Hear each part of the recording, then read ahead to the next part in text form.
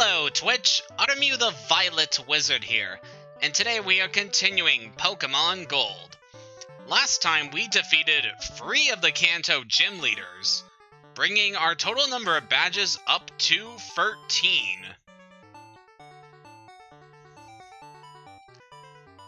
And so we only need 3 more badges in order to complete our run of the Kanto region. Yeah! So my next destination for this stream is we're gonna go to Pewter City, which is actually quite far from our current position over in Fuchsia. So we're gonna take the long way over onto this route, which I believe is route, I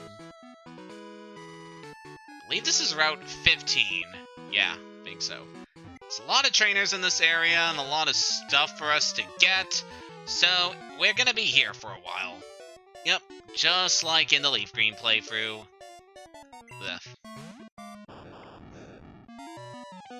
But yeah, this is a very big area. There's a lot of trainers to fight. And just, why 27? Like, I understand that Janine wasn't really all that tough, but do the trainers have to reflect that? I mean, come on. I know, I'm not gonna spend like this entire time just ragging on this game and its lack of difficulty because I don't want to move on to just better topics right now. For one thing, I finally managed to complete my Let's Go Pikachu Pokédex. Yeah, managed to evolve the last Pokemon I needed to fill that out, and I'm very happy with that. I'm thinking sometime soon I want to start a Nuzlocke run of that game just kind of see how it works and how I'd be able to handle that challenge given the game's mechanics and how it changes things up compared to all the other main series games. I think it'd be interesting.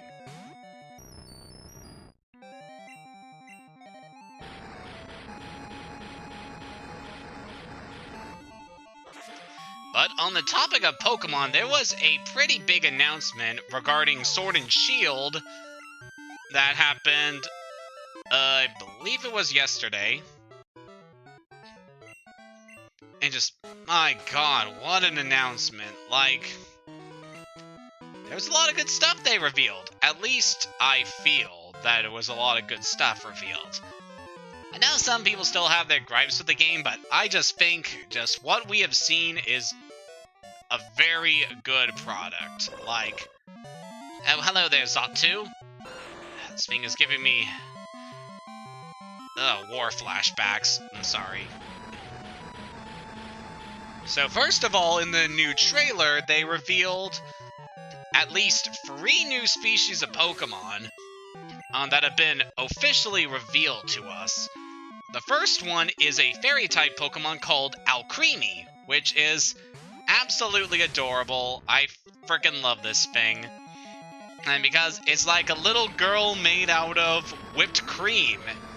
And it's just so adorable and so precious.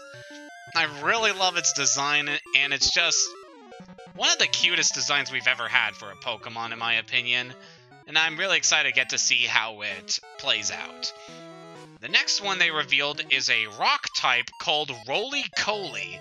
It's like a chunk of coal ore that has like a wheel that uses to move along the ground. I really like its design. I think it has kind of a minecart aesthetic to it. And my personal theory, based on its appearance and its ability, which is called Steam Engine, is that Roly-Coly is going to evolve into a train. I just think that there is no other explanation for both its design and its ability. It's going to evolve into a train. I think that'd be a very cool idea for them to do. And again, it's a rock type. It looks very cute. Reminds me of Roggenrola in a lot of ways, and that's one of my favorite rock types. So I'm very interested to get to use Roly-Coly and see how good it is, because, man, I'm looking forward to it. It's probably going to be good. And the last one they revealed is a Steel Dragon type called Duraludon.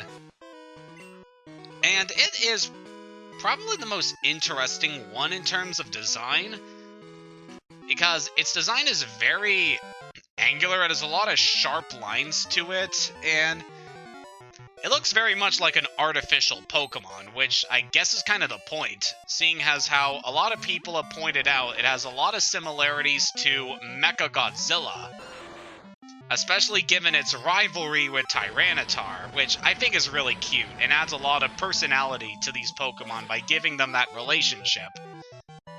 But yeah, it looks really cool. I like how it kind of morphs into a cannon to attack. It looks very sleek. I like the kind of detail with it, being that it's surprisingly light despite being made of metal. So yeah, I think it's a pretty cool Pokemon. And the fact that we have a Steel Dragon type that is not a legendary is very cool. It's like when they gave us Turtonator in Gen 7. So yeah, I'm thinking that all the Pokemon they've revealed so far are looking very good. They also officially announced Yamper, which I've already gone on about. It's very cute, probably gonna use it. And what else? They also revealed a ton of new human characters that are very interesting. First of all, the 2 new gym leaders, which are apparently version exclusive. One of them you fight in Sword, one you fight in Shield. And they kind of like replace each other, which is a very cool mechanic. I'm glad that they are building on the idea of having version exclusive gym leaders. And it definitely gives each of the versions a different experience for its players. But anyway, so the first character they revealed is, I want to say B, but it might be Bia. And yeah, she is the fighting gym leader, and she looks pretty dang awesome. Like, you can tell from her design that she is a fighter. She specializes and trains in karate. She uses fighting type Pokemon. She definitely has that aesthetic going with her, which I like. Like, she's got some muscle on her. And yeah, she's just a very good looking trainer. Really like her design. And then they also revealed the Ghost-type gym leader, whose name is Alistair. And he is just so adorable. Like, I just love his design with how he carries himself through his body language and animations. The fact that he wears like a trick-or-treat mask over his to hide his face, because he's really shy and timid and doesn't really like interacting with people. Which I think is just so adorable and so precious. I love Alistair.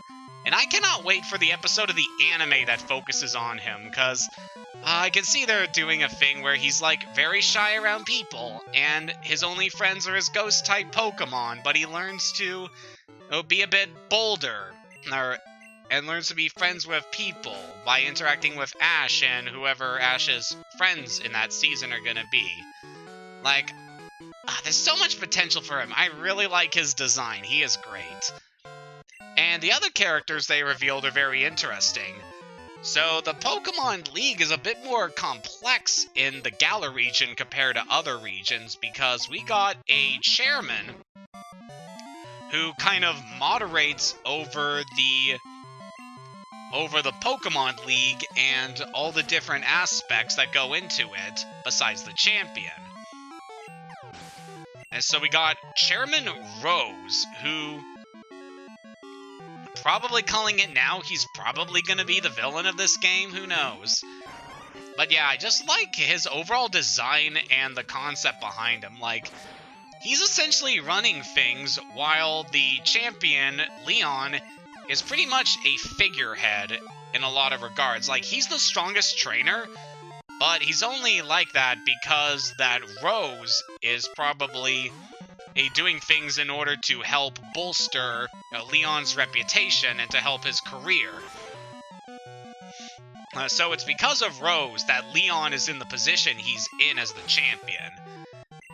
And it's kind of interesting how they have the thing where the champion is not the leader of the region. They have someone else who's running things while the champion is doing Pokemon battles. which is a very cool idea. I'm glad they are tackling this subject. It's really cool when they add the spin to the whole Pokemon League motif. Like, you have Gen 5, how the Pokemon League is very integral to the main story with Team Plasma. And then Gen 7, when a bulk of the story is about the Alolan Pokemon League being created, and you getting to participate in the very first matches of the Alola League. Like, that is very cool, and I'm glad with what they're doing here. They're really expanding upon the Pokemon League idea with the Galar region, and how everything is a lot more of a spectacle, and how like Pokemon battles in the Pokemon League are broadcasted for the general public to view. Like, it's a spectator sport and all that. It's just really cool seeing that aesthetic being put into the series after all these years. They're definitely adding a lot more layers to the overall world that makes it just very interesting and complex. I am very happy to see the series progressing like that. Also, Chairman Rose has an assistant named Oleana, and she looks pretty fun. I just love how her design looks like she's totally done with it all. Like, she kind of reminds me of Jolene from Paper Mario the Thousand Year Door, who was Grubba's assistant in the Glitz Pit. And I don't know, something about her just feels like there's more going on than what we see. It'd actually be cool if Oleana fulfilled a similar role as Jolene, and that she was secretly working undercover in order to try and expose Chairman Rose, but knows that she's unable to take him out on her own, so she will be relying on the main character to do something about that. I don't know, there's a lot of directions they could go with the story. They might actually defy our expectations by having Rose not be the villain. I mean, I think it would be really cool, the story, if they did have him as the villain. But I don't know, they could just do other things too. So yeah, I'm very excited with that, especially with the version exclusive gym leaders, because currently we have 4 known gym leaders, and we're not even halfway through revealing what the other gym leaders are gonna be. And that's very intriguing for me. Like, are we gonna get more version exclusive gym leaders? Because I can see them doing at least another pair of them.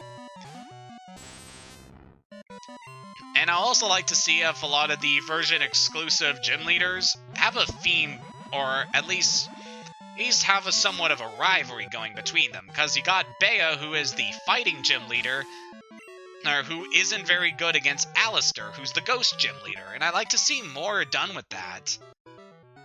Like, potentially have a psychic type gym leader in one version, but in the other version you face a dark type gym leader. Again, I think that's very cool, and I'm very excited to get to see the different runs people do, considering just how different the games are. Oh, so this girl's offering to trade her Aerodactyl for a Chansey. I believe this grass is actually one of the only areas in the game you can find Chansey in, and it is a very, very low chance, so good luck with that.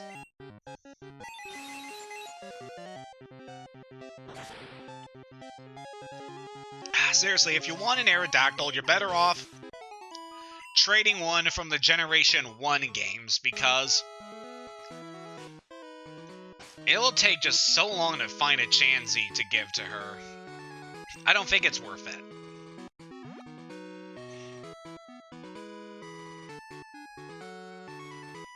But enough about that. Let's go back to more Sword and Shield, because man.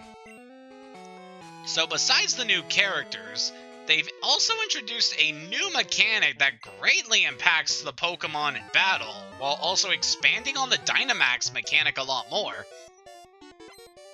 So they've introduced this feature called Gigantamaxing, which is essentially a version of Dynamax that pretty much works the same as Mega Evolution, in that it changes the appearance and overall power of the Pokemon that's being used. So you got these Pokemon taking drastically different appearances in battle when they Gigantamax.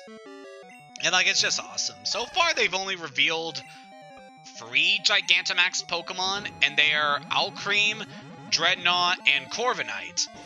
And just, they're so cool looking. Like, especially Alcremie. Because just, oh my god, I love the idea behind Alcremie's Gigantamax form. How it just becomes this skyscraper-sized layered cake. It just looks like it's such a great design, and just the fact that it's like the tallest Pokemon in existence, and it's a giant cake. That's amazing. Oh man, it's gonna be so useful in battle. I can tell that Alcremie's probably not getting an evolution based on that, but I don't mind. If it has great stats, then I think it'll work well on its own.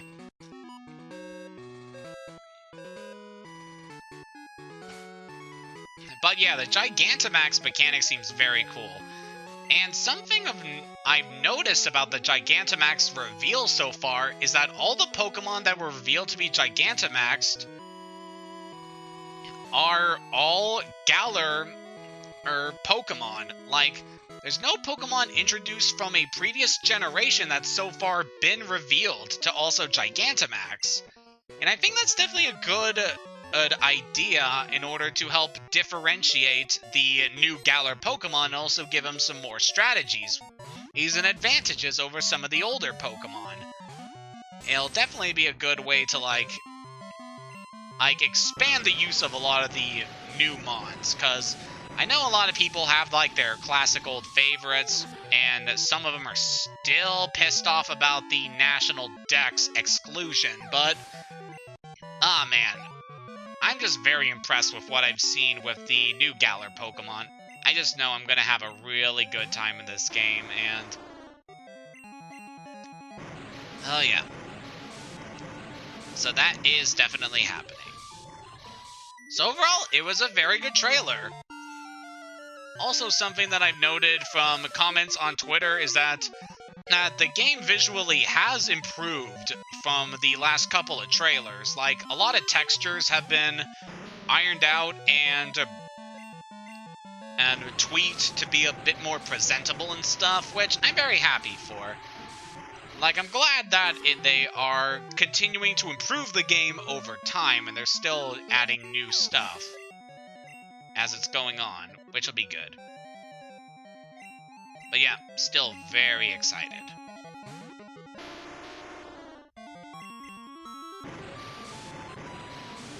Oh look, a bunch of Rock-type Pokemon. We're not going to be encountering any more of those later today. Very subtle foreshadowing.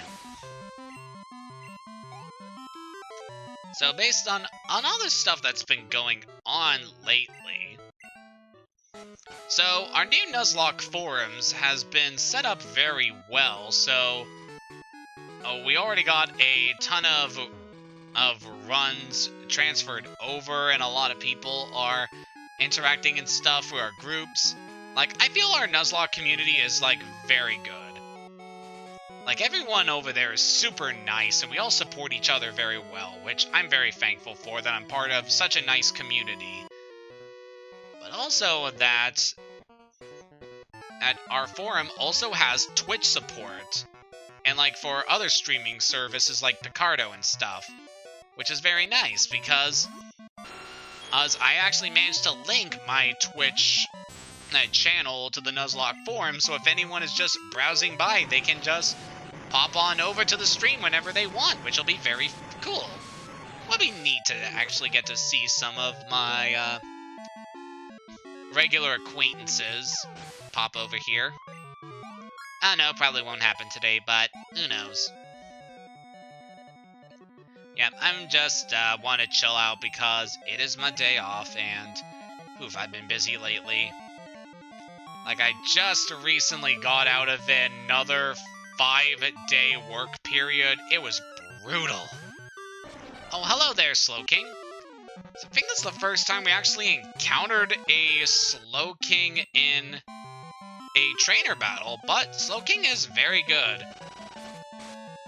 It's got great special attack and HP as you'd expect of a water type, very high special defense, and a fantastic move pool. Like, Slowking gets really good moves if you're able to get it the right amount of TM coverage. Especially in later games. Yeah, I definitely recommend Slowking. It's one of my favorites.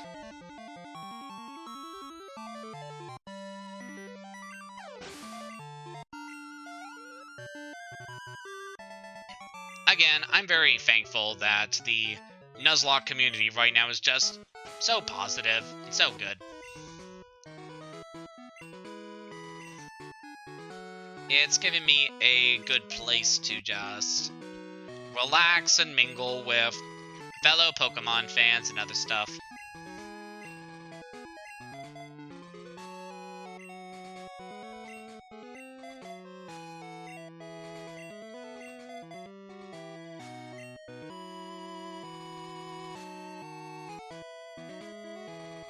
Right, from here.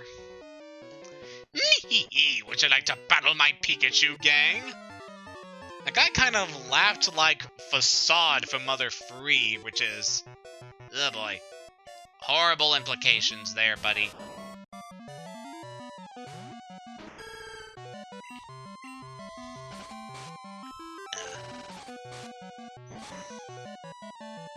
So in terms of other stuff that's been going on, there have been 2 very good cartoon reveals in recent days that I'm very excited for. For one, there's going to be a Netflix show based on the video game Cuphead, which I am very happy for. Like in the short little teaser image they showed, I really like the design aesthetic they have going on for the characters. It reminds me a lot of the Mickey Mouse cartoons that have been airing on the Disney Channel and on YouTube in the last couple of years, which is a very good look. I'm very excited to get to actually see these characters in action. Like, they're probably still very early in development for the show, but I'm very excited to see what they come up with, because I love Cuphead. It's a very fun game with a lot of diverse characters in it. I'm very excited to see what they do with an actual story in this world. Again, I'm very excited to get to revisit Inkwell Isle. That's also a game that I'm intending to eventually stream. Maybe after I'm done with my current plans for After Gold.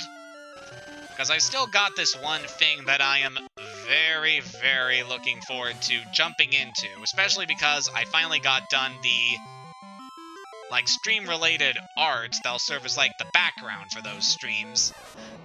It's very nice and also super, super gay, just as a heads up. Oh, man. That'll be fun to actually get to reveal. Yeah. In other terms of animation stuff, we finally got a teaser image for the Steven Universe movie, and I love it. It's such a good image. And my god, Steven is actually older in this title image. Which I'm very happy to see how much the character has developed over the course of the series.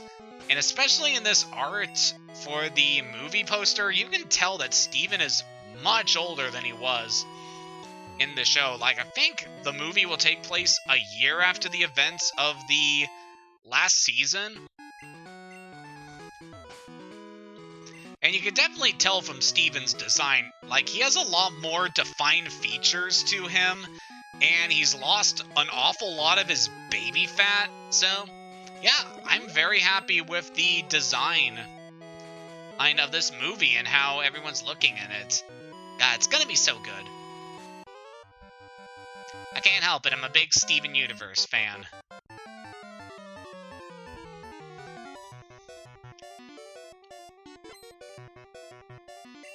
Hello, Bird Keeper Perry. Hello, Farfetch'd. Not gonna lie, if there was a Gigantamax version of Farfetch'd, I would be so happy. Like, even if they just gave Farfetch'd another leak to hold, I would still be happy that they're supporting my boy Farfetch'd. Because I like the derpiest Pokemon, man. Check out the Pokémon! Just look at their coloring and their plumage! What do you got for me, boyo? Brett. Ah, it's a Pidgeotto. It's a pretty fine bird Pokemon. Personally, I'm more of a fan of the Staraptor and Toucanon lines. Those are very good birds.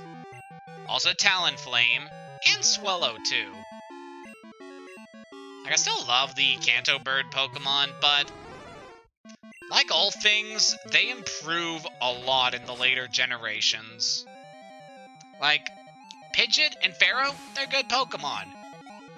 But when you get to, like, Staraptor and Toucanon, it's just amazing just how much they took such a simple concept as just a bird Pokemon, but also expanded on it.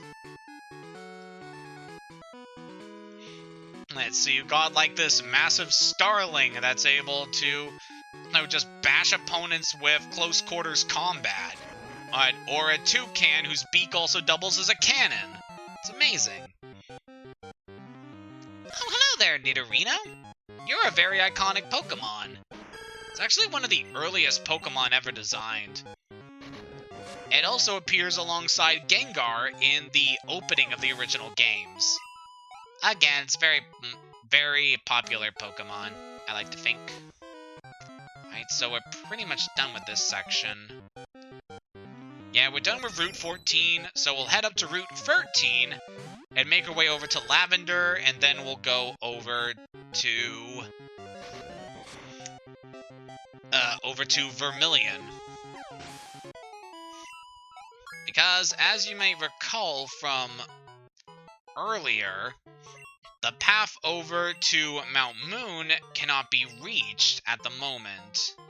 No, I don't want to learn Safeguard. It's not useful to me. Could be useful in competitive, where status moves can be quite common, but nope, I don't do competitive. I think the last time I seriously went into matches online with other players was in Black 2 and White 2. I mean, there were some pretty good battles, alls I did there. Like, there's one rotation battle I was very proud of with how my team handled things. Just, we managed to get a good win in that fight, and I think that's very important. Even if that was, like, the end of my whole competitive interest in the series. I don't know. I might do a lot more online battles when Sword and Shield are released, especially with my friends over on Discord, because so many of us are getting the games. And it'll be very fun to, like, compare teams as we go along. And sort of trade and compete with each other. It'll be very fun. Got another calcium here. Let's give that to someone. Yeah, we'll give that to Jean. Like, she needs any more special attack. She's amazing. I love Ampharos. I mean, I'm not gonna be remiss if Ampharos is not in Sword and Shield, considering that we already got Wooloo, and Wooloo's amazing. Ooh, this is very fitting. I mean, Ampharos is one of my favorite Pokemon, but I don't really mind too much if it's not in Sword and Shield, because I can always just use an Ampharos in another game, if I wanted to. It's kind of one of the things that I think the whole Sword and Shield controversy is kind of overlooking. Like, it's not like these Pokemon are going away forever. We will get to use them in other Generation 8 games, from what I have seen. Well, from what I've interpreted. For the time being, it's just that Sword and Shield are going to be a little on the lacking side in terms of the Pokedex for returning Pokemon, but whatever. If I want to use an Ampharos, I can always load up Heart Gold or Soul Silver, or Black 2 or White 2, or no, the Gen 6 or 7 games, and use it there.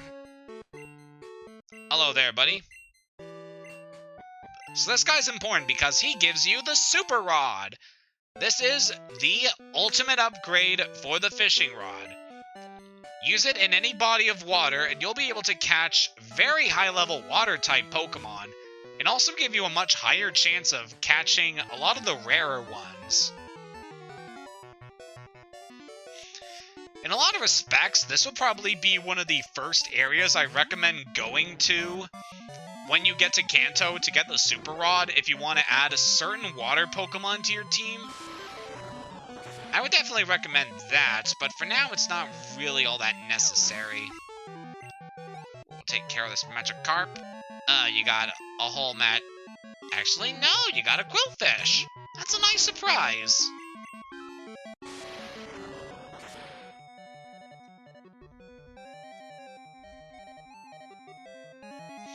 Oh, hello there, Dark Mage. And Roxy Eli 06. Not a pizza, but I did have one earlier for lunch.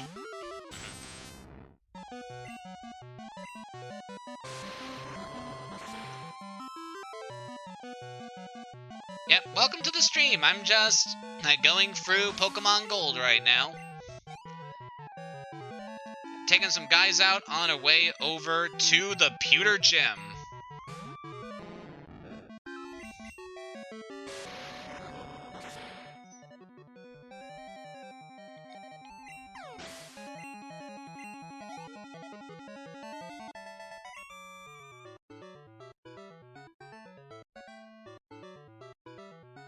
You need a psychology.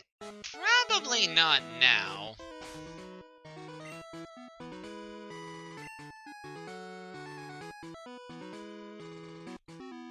What else been going on lately?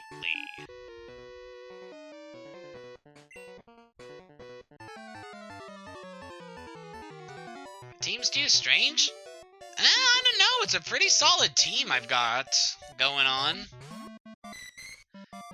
Like, they managed to handle pretty much the entirety of the Johto region very well. And they managed to handle a lot of the Kanto content with relative ease, so... yeah, I wouldn't exactly call it strange. They are very good, though. That's more Remoraid here.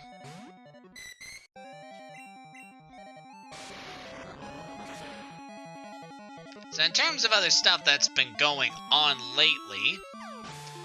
so, I found out yesterday that... so I work in a grocery store, and I found out yesterday that I am getting a bonus at the end of this month, which I'm very thankful for. Like, I know I put in so many long hours into my stuff, but it's just really worth it when you get to find out how much you're appreciated, and you get, like, this little bonus to see how much that your employers care for you and respect all the work you put in. Yes, I'm very thankful for that. I'm definitely going to invest that money into some stuff over in Conbravo, which will be coming up later this month. I'm very excited to get to revisit Conbravo, since I'll be hanging out with some friends from the that I have over on Discord. I'm still trying to work out the transportation and right now, because I don't really have too much of an easy way to get there.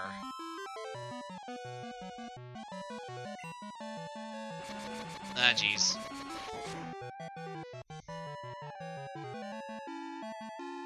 Just a second. Come on, we were going so well for half an hour. Come on. Come on. Do this.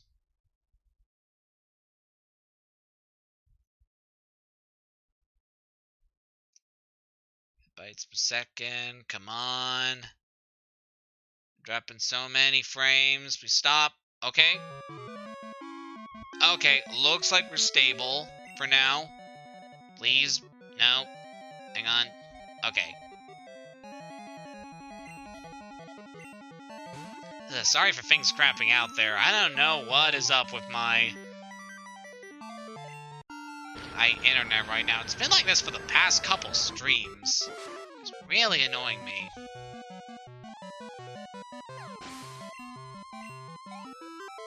But yeah, very excited to go back to Con Bravo once I figure out my transportation and options.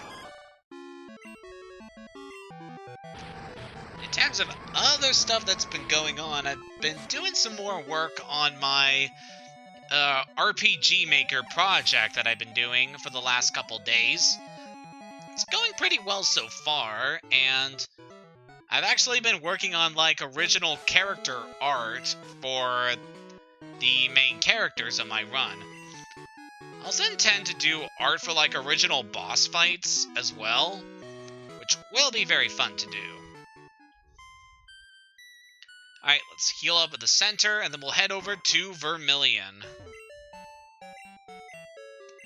Probably want to buy some more Pokeballs, just in case. Because there is something very worthwhile in coming up very soon. Alright, Mart's over here. Forget that, because the Mart's usually in the lower right corner. But because of the new thing, we don't have any Ultras. Alright, we'll just buy some Great Balls.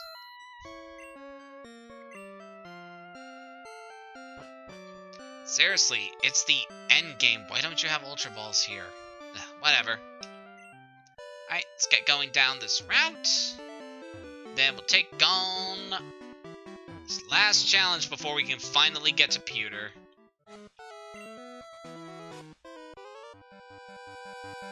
So here we got Route 11.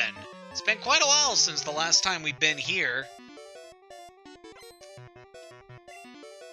Man, I remember when I first got to this place in Leaf Green, I was just wrecking all the trainers here with my freshly obtained Mr. Mime, just taking out everyone to get him caught up with the rest of the team.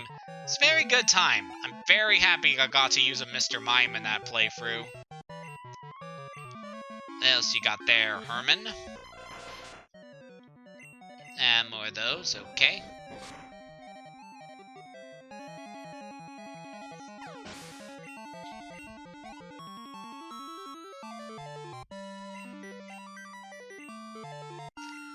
So for Sword and Shield, we know that... We do know a decent chunk of the Pokédex is returning, but I wonder if Alolan forms are going to return in that game, because, hey, I like a lot of the Alolan forms. And I especially love some of them, like Alolan Muck, over the default forms. So it'll be pretty cool to actually get to use more of those Pokemon. Especially in Galar, which will be very interesting. I lost while I had my eyes closed. Then don't close your eyes, kid. I don't know, sometimes the Psychic-type trainers in these games run on some very odd logic. Ew, just a regular berry? We don't need that.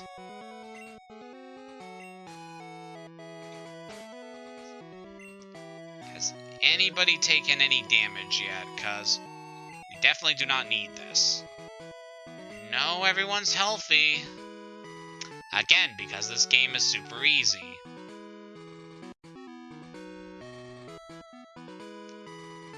Oh, well, we'll probably use it later. There's no cheating in Pokemon. Unless you're a competitive player who likes to hack in Pokemon with perfect IVs and movesets. Don't act like you don't do it!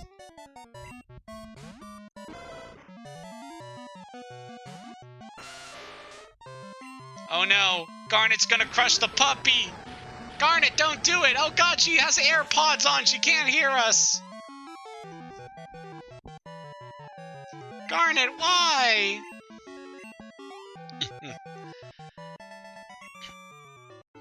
So while we're clearing out this area, what's some other stuff I want to discuss?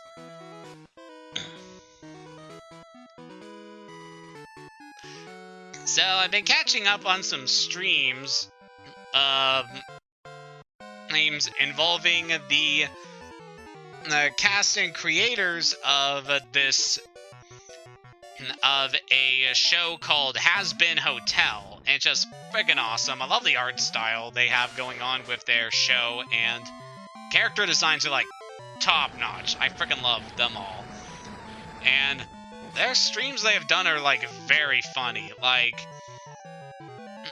they accept like donation incentives for people to like ask the different cast members to say certain lines in character as the people they play, and there's just so many funny moments. Like, definitely the highlights for me would be the characters Alistair, who's like this demonic goat guy who's just very, very creepy, and Angel Dust, who's like this gay spider that is such a slut and is also just very cheerful and perky. I really like Angel.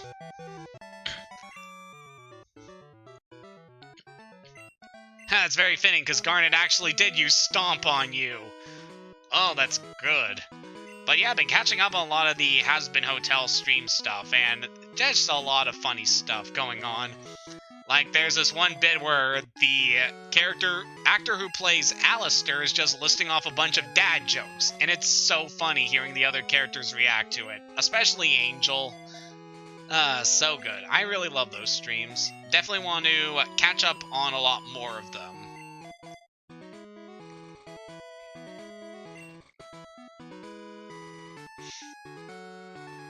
Let's see. What else? Alright, we're almost done this route. Are there anybody else here we can fight? Alright, looks like there's one more trainer, and then we can finally move on to some of the good content I wanted to show today.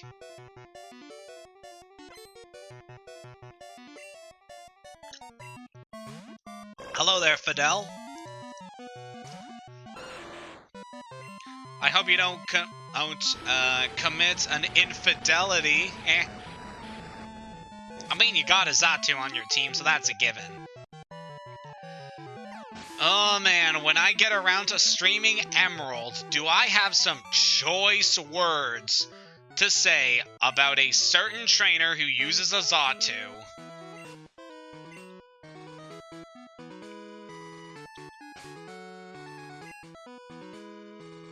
But that's not going to be for a long time. Like, I probably won't get to Emerald until next year. Oh, there, Snorlax. You're in my way, and I don't like that. So, the Snorlax here is the reason why we needed to go through all the stuff involving the power plant, and then go to the...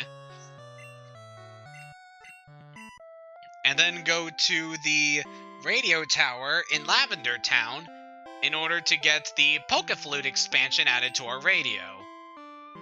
Because if we use this, the Pokegear was placed near the sleeping Snorlax. Snorlax woke up. And that is how you encounter Snorlax. Unlike the Generation 1 games, you can only encounter one Snorlax in this game. But yeah, Snorlax is a beast. I used one in my Leaf Green playthrough, and for good reason. It has high HP, attack, and special defense. It has a very diverse move pool on both the physical and special spectrums. And this one has a very good item called Leftovers. And because it's level 50, you can easily add the Snorlax to your team if you are looking for someone to fill the 6th slot in your party. It is a fantastic Pokemon, one that I highly recommend in practically any game in the series. It is fantastic. And again, I used one in Leaf Green, and he was a very good member of that team. Let's see if we can deal some damage with Stomp here. Gonna go with Garnet here because she has very high HP and physical defense, so she should be able to weather Snorlax's attacks very well. One issue you have to worry about with the Snorlax is that it will recover health using its leftovers at the end of every turn. The leftovers is an item introduced in this game that when held will increase the HP of your Pokemon by about 1/12 of its max. Woo, that did a lot. Probably want to heal up here, but that should be the end of that current rollout thing. Yeah, we'll heal up Garnet and we should be good. It's going too fast. There we go. Yep, now it moved on to Body Slam. Don't paralyze me, bro. I probably want to wait a while before we go on the offense again. And you'll probably want to inflict status conditions on this Snorlax to soften it up. I might actually use... well that's annoying. Might actually use Earthquake here in order to hit the Snorlax. It does have a lot of HP, but its physical defense is nowhere near as good as its special defense. Not on the same level as Chansey and Blissey, but still takes pretty heavy damage from physical moves. Alright. Let's use another Ultra. It's asleep right now, so that should give us a good chance of catching it. Come on.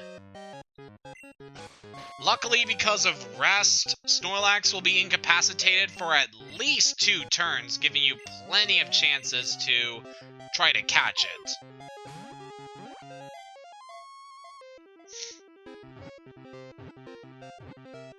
There we go. And with that, we caught Snorlax. One of my personal favorite normal-type Pokemon. What sounds like its cry may actually be its snores or the rumblings of its hungry belly. I love this Pokemon, but not enough to add it to my team at this point. I'm just too attached to the team I have right now.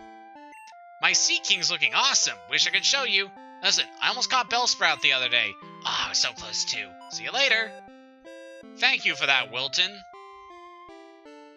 But with that, we've cleared the way over to Vermilion and also to the Diglett's Cave. Now, I believe the Diglett's Cave is the only place in the game where you can actually find Diglett, which is very fitting, but also kind of annoying, because you can see Diglett in trainer matches all the way back in Johto.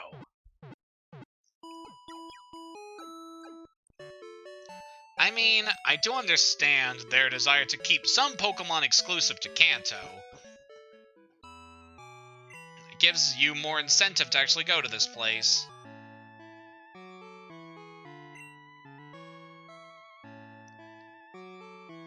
But with that, we are finally able to move on. And boy, do we have a good place to go to. A bunch of Diglett popped out of the ground. That was shocking. But they don't know electric attacks. And I believe this version of the Diglett's Cave is a lot shorter than it was in the Generation 1 games. Oh, hello there, Dugtrio. I think these are a rare encounter. I guess if you're looking for a very fast ground type to use in competitive battles against friends, Dugtrio is a good choice because it's very fast. I'd say go for it.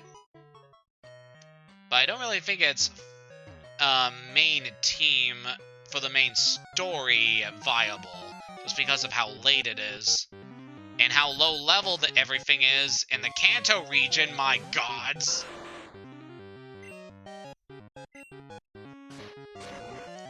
Like, even Heart Gold and Soul Silver doesn't really fix the wild Pokemon levels, which is kind of upsetting. Hey, maybe when the inevitable, Let's Go Snubble and Let's Go Meryl comes out, they'll actually fix some of the other issues. Who's with the Johto games, but who knows. Like, even with its faults, Heart Gold and Soul Silver are still very solid games, and definitely worth your time if you're a fan of the original Gold and Silver and Crystal. Ooh, got a max revive from this boulder. That's very good. Very good indeedy. Yep, we're out of the cave. This music sounds very familiar. Got a Carbos there to boost speed. Let's give that to somebody.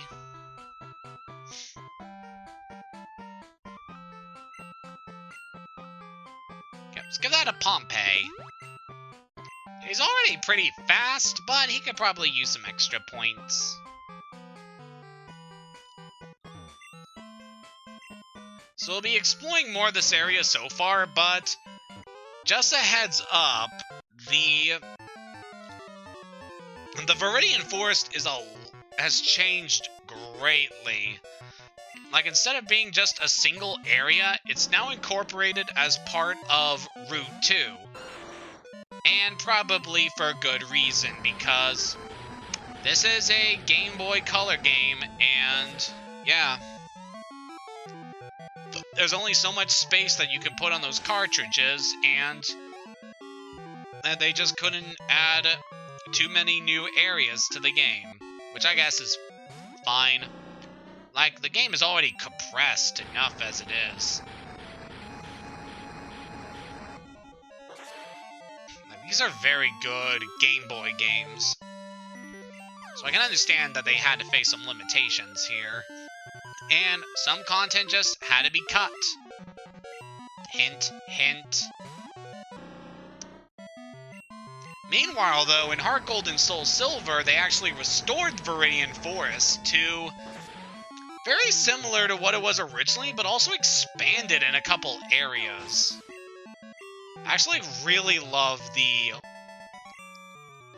way the Viridian Forest looks in those games, just with the color palette they have going for it, and like the little design details. Just, I really do love that version of the Viridian Forest. It's good. At night, Clefairy come out to play at Mount Moon, but not every night. We might want to check out Mount Moon then. See if we can find some Clefairy. I like snoozing with the radio on.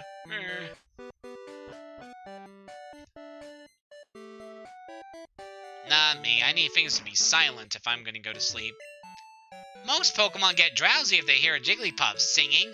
There are several moves that can be used only while a Pokemon is asleep. Yeah. And of course they add some more moves like Sleep Talk, which actually allow Pokemon to use one of its attacks at random while it's asleep, which can be pretty helpful if you're running a rest set. Hi, I'm looking for this Pokemon. If you have Gloom, would you trade it for my Rapidash? That is a decent trade overall, but you could catch Rapidash over by Victory Road, so I don't really feel a need to use that. Yeah, and the gym in Cinnabar's gone. I was really amazed. Yes, I'm on the phone. Go away. Fine, jeez. But yeah, you'll definitely want to go over to Pewter City at some point, because there's a lot of good stuff you can get here, as we shall see very soon.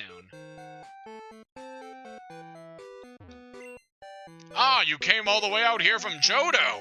That brings back memories. When I was young, I went to Johto to train. You remind me so much of what I was like as a young man. Here, I want you to have this item I found in Johto. So we get the Silver Wing.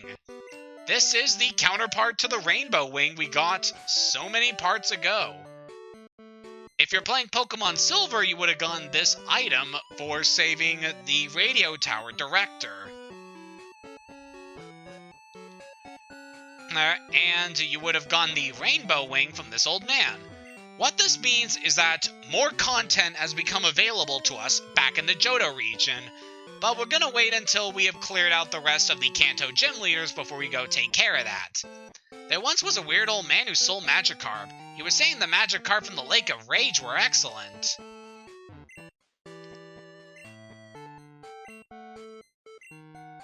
Store selections aren't very good here. Hi, check out my Gyarados. I raised it from a Magikarp. I can't believe how strong it has become. Yeah, everyone remembers that moment when they finally evolved Magikarp and realized how amazing Gyarados is. Just dang.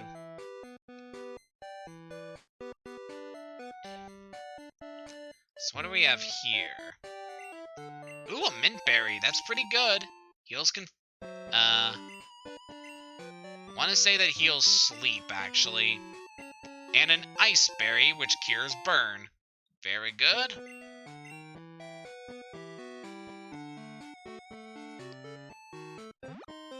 So we can see here that the Pewter Museum is still here, but it's currently closed. Of course, in Heart Gold and Soul Silver, you can actually go in there. There's not much you can do, but you can still explore the place, which is nice. But that's not the main reason we came to Pewter. We came here to access the gym. Rock-solid Pokemon trainer, Brock. Brock is a character who requires no introduction. He is like everyone's favorite character from the show. And he uses Rock-type Pokemon.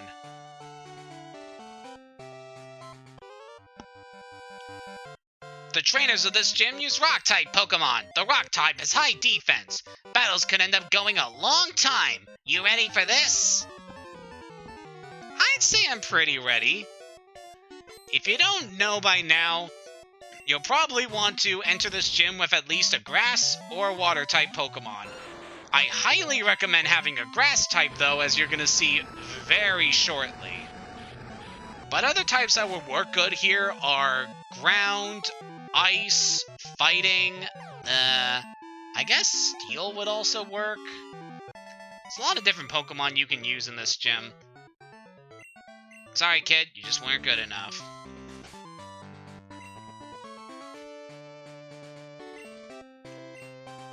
In fact, I recommend using the grass type so much, I'm gonna fight this entire gym using only Kale. Just watch. Wow, it's not often we get a challenger from Johto. I'm Brock, the Pewter Gym Leader. I am an expert on Rock-type Pokemon. My Pokemon are impervious to most physical attacks. You'll have a hard time inflicting any damage. Come on!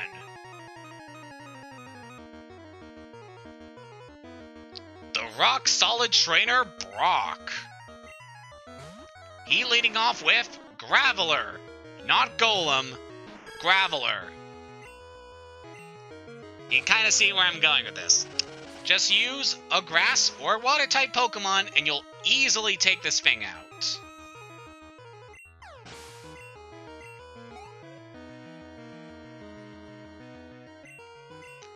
And our next opponent is Rhyhorn. Not Rhydon, just Rhyhorn. I swear these battles are actually tougher in Heart Gold and Soul Silver. Nice crit, Kale. Not like it actually mattered. And our next opponent's gonna be Onix. So this was Brock's strongest Pokemon back in the original Red and Blue. Let's see how it fares against Kale. What a surprise, he took it out in one hit. Yeah, you kind of see where I'm going with this. Brock does not really have a good team here. I mean, he's using Amistar, which is fairly unique. You don't see many trainers using the fossil Pokemon.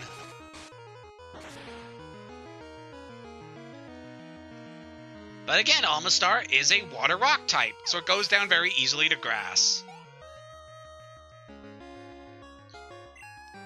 And last but not least, we have Kabutops, which is also rock water type. Which means it's also very weak to grass. Man, even Janine put up more of a fight than Brock did. And that's sad.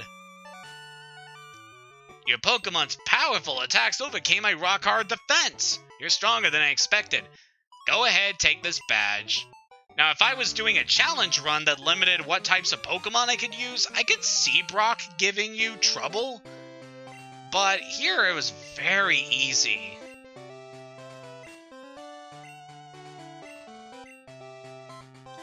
Whatever, Brock. Maybe Pokemon battles aren't your thing. You should go to medical school. Hint, hint.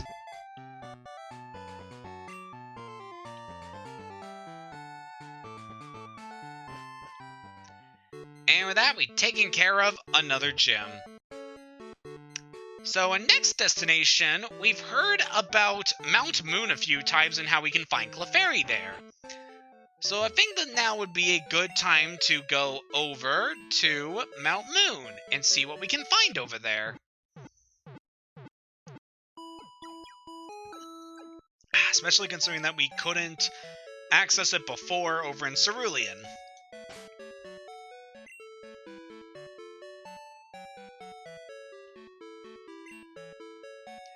Actually, I'm all out of juice, so I'm gonna just head downstairs and quickly find some more. Excuse me for just a second.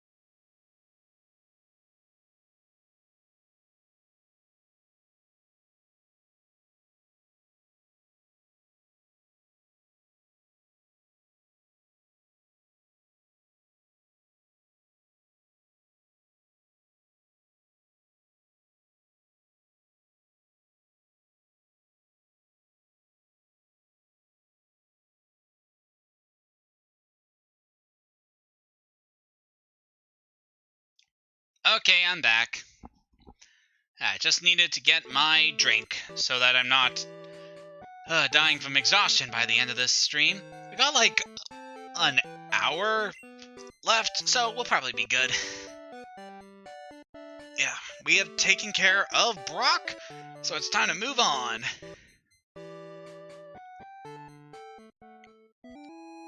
So Route Free hasn't changed too much in terms of layout, but I think there might be some trainers here that could give us some good experience. I don't know what to do. Well, that's a shame, man. If you don't know what to do, you're not living. I got Pharaoh. Now, in Heart Gold and Soul Silver, I know I keep saying this a lot, but shut it. In Heart Gold and Soul Silver, this route has changed a little bit in terms of layout.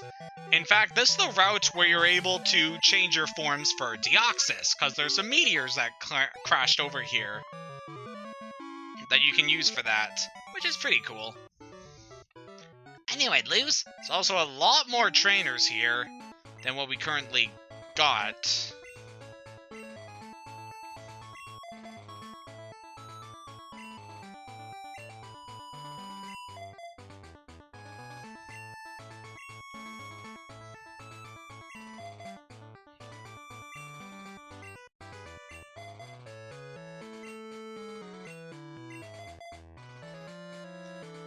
Again, do they really not think that they needed to put too much effort into this?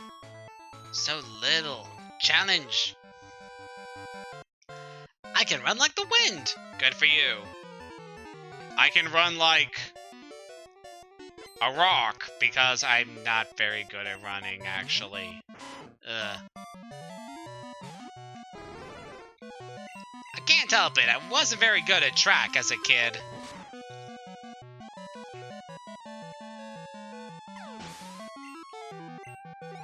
Doesn't help also that I keep eating stuff that's bad for me. Look, I can't help it if I like pizza that much, okay?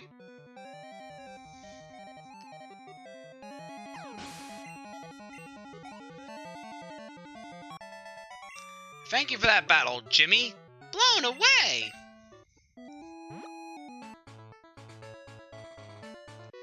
And what do you got for me, sir? Ah, the weather's as fine as ever. Is it, though? Because they don't really actually have weather effects that are predetermined for the route until Generation 3.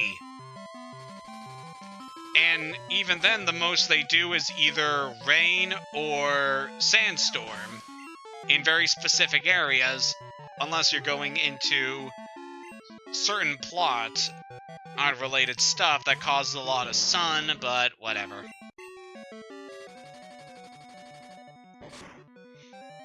That's another aspect about Sword and Shield that I'm looking forward to, because the weather's going to be very dynamic in the wild area, which will also affect which Pokemon you can catch at a given time.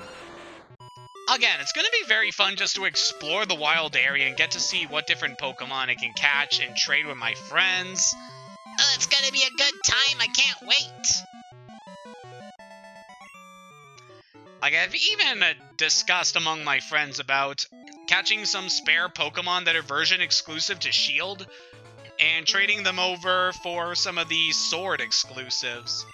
Because we do know a few of the exclusive Pokemon so far, like Dino and Jangmo are Sword exclusive, while Gumi and Larvitar are Shield exclusive. And again, I'm very happy that I'm going with Shield for this game. Yeah, I finally decided on what version I'm getting. And it's based on those exclusives because Gumi is freaking adorable, and so is its final form, Goodra. They're among my favorite dragon types, and I cannot wait to use them again in Sword and Shield. What now, Joey? Rattata's looking awesome. Wish I could show you. Yeah, that's great, Joey. Meanwhile, I just took down my 14th gym. About to head to number 15 soon. Step right up and take a look. Sorry, I just had to do that kind of voice when he said step right up. Hey, it's Bert. Hey, you got a coughing, Bert. What rhymes with dirt, Bert?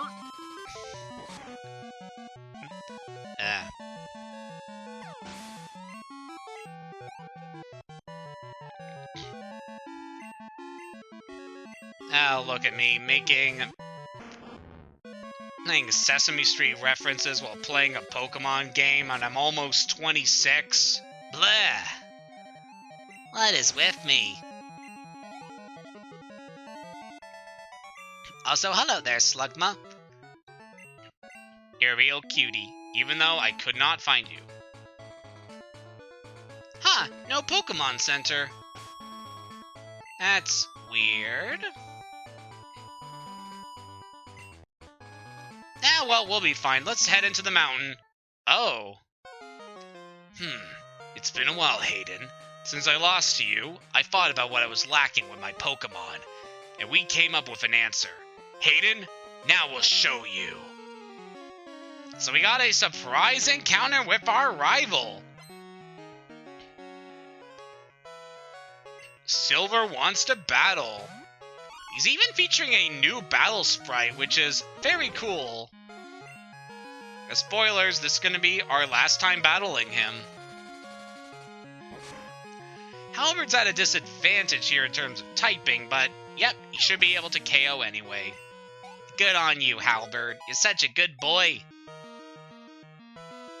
He gets a level up. Very nice. And as you can see here, he has a full team. He's not fooling around this time. Let's go to Garnet for this one.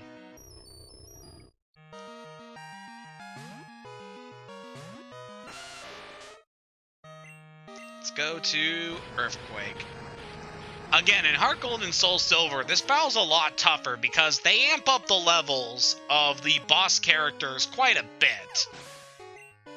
So even Silver here can be pretty challenging if you're not prepared for him. Ooh, looks like his Kadabra's finally evolved. Let's go to Halberd for this. He's got an Alakazam, which means he stopped to ask someone, hey, could you could I, like, trade you my Kadabra and then trade back for it just so I can get it evolved? Which, good on him! Good for you for actually interacting with people in a meaningful way other than insulting them or stealing their Pokemon.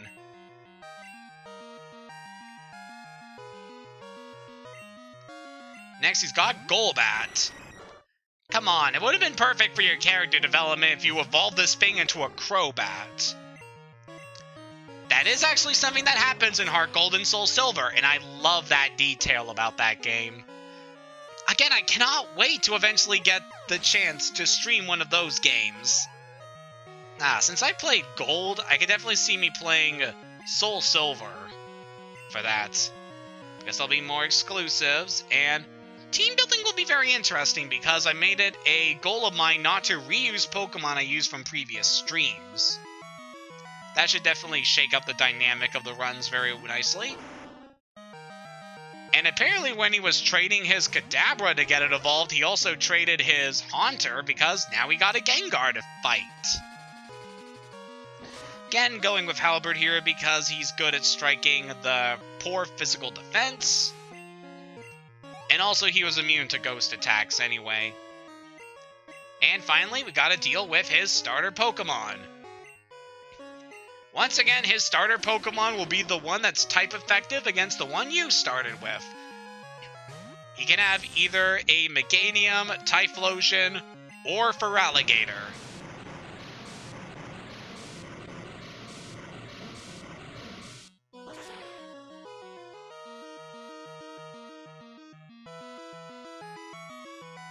There we go, washed him away.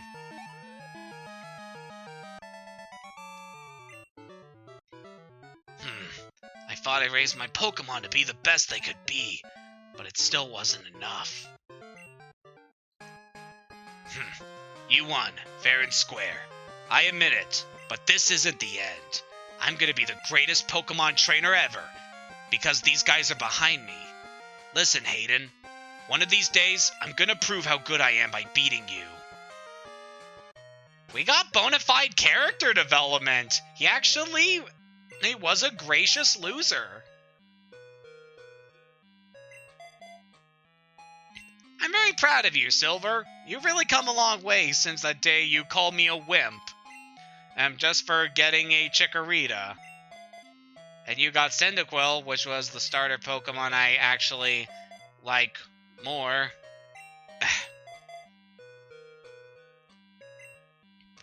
Look, I'm very thankful for the team I have, okay? Anyway, so Mount Moon has changed considerably since last time. This area is very small, but also very interesting, as we can see here. When the sun goes down, Clefairy come out to play. Welcome, how may I help you? This store is awesome. You can buy all of the drink items that you could normally get only from the vending machines in the department stores, and you can buy them in bulk. We can buy 99 of these at a time if we wanted to. This store is amazing. Unfortunately, at nighttime, it closes, so you can only come here during the day. But I'd say it's very worth it considering just how good it is at getting you good healing items. If you want to stock up on these items, I highly recommend visiting this store. It is great. I'm currently good in terms of healing items, so we're not going to buy anything. I believe on certain nights, if you come to this area, there's an event where a Clefairy will appear and give you a Moonstone, which can be helpful. But I don't really need to do with that. And that's Mount Moon. It's a very short area. But at least we got a little bit of character development from one of our long-running characters so far, so it was all good. Hello there, Hope. You got a Flaffy. See what you could do against me. Wow, Flaffy looks cool when it's purple. Never really thought about that.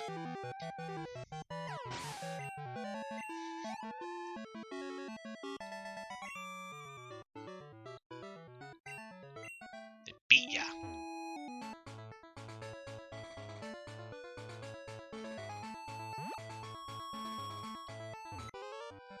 There's been news of an incident at the power plant. Yeah, I already took care of that, otherwise I wouldn't be in this area.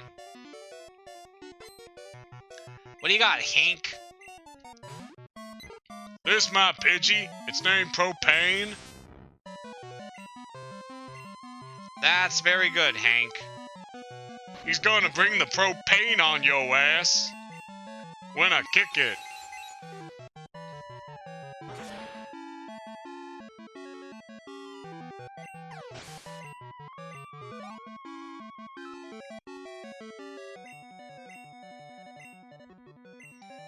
And it's got a Pidgeot. Hey, that thing is 2 levels below what a Pidgeot should be. Hacks! I call hacks!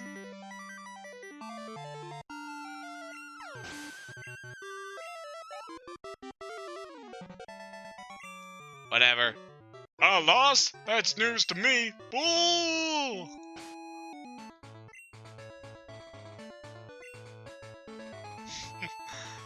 Sorry about that. I just had one of those moments when I needed to voice act. Boo!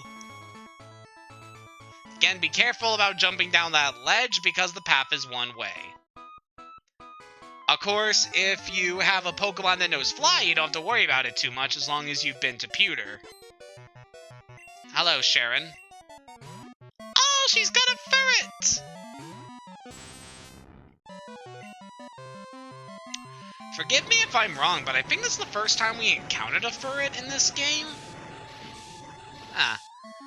Well, if that's the case, ferret is the evolution of Sentret, which we encountered all the way back on the very first route of our adventure. It's a decent normal type all around. It's got a very diverse moveset as you would expect of a normal type, and can work very well as an HM slave if you want it. It's also frickin' adorable, and one of my friends really loves Ferret. Like, it's one of her favorite Pokemon, so yeah, it definitely has its share of fans. I don't use it too much, but I do like it. Aw, Sharon, she's so shy. I'll go train some more. Aww.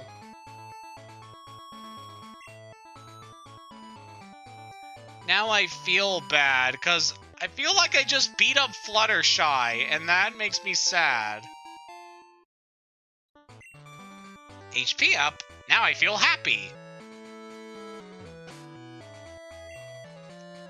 That's everything we could do in this part of Kanto, so let's give this to Jillian. Guess she could use the extra HP. Let's use up this berry. We don't need this.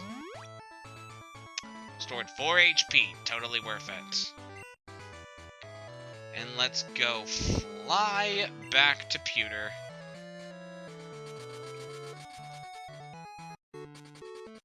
Because we got 2 more gyms to clear before we are finally done with the Kanto region. And they're coming up very soon. I'm hoping to get them done before the end of the stream. We'll have to see. Before we take care of the Viridian Forest proper, I want to go over to the side here. Hi, well, I'm glad to see you. You're the first visitor I've had in a long time. Super happy. Let me give you a little present. So this man gives us a nugget. That's a nugget. I can't give you any nuggets of wisdom, so that'll have to do. That's very nice. He'll give us some more money. Let's head down here and see what we got. Hello there.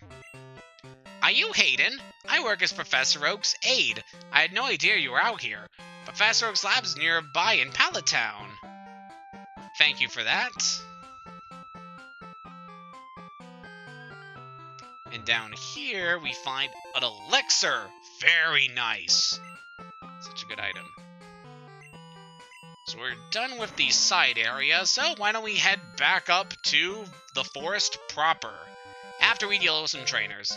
My bug Pokemon are tough. Prepare to lose. Ooh, what do you got? You got a Scizor, or a Volcarona, or a Crustle, or a Golisopod? Oh, Beedrill. Yeah, okay, I like Beedrill. I like it. Jellian, you surf.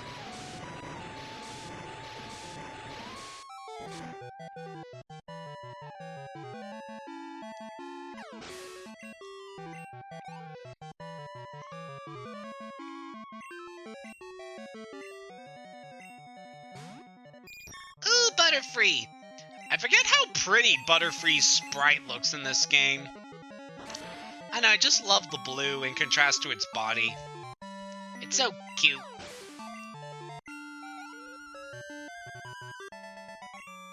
For that, we take care of Rob. I was whipped! Oh dear. Don't tell anybody in public about that. Why don't girls like bug Pokemon? Yeah, I know, that was a thing with Misty where she was afraid of bugs. I know. Well, that might be it here. You having a giant spider. And not even and the cute kind of spiders like Muffet. Or, going back to Has-Been for a second, Angel Dust, although, depending on your point of view, Angel probably wouldn't be considered cute. No good! Bug Pokemon squish like plush toys when you squeeze their bellies. I love how they feel. Okay. Enjoy hugging your spider, kid.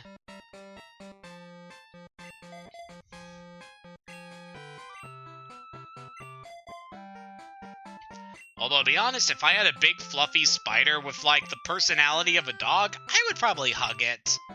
That sounds like it'd be a good time. As again, here in the background, there is a remix of the Viridian Forest theme on this route, and it's pretty good. I like the way it sounds, especially in Heart Gold and Soul Silver. I know I keep bringing up the remakes every time I play this game, but they're just so good. Also, wild Pokemon here suck because they're so low level. Why'd they think it was a good idea? Hello, Dire Hit.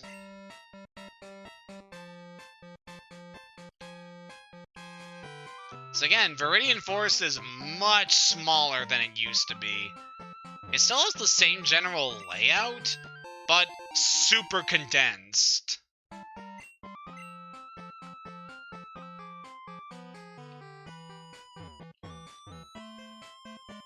And again, they expand on the area a lot in Heart Gold and Soul Silver. Ugh.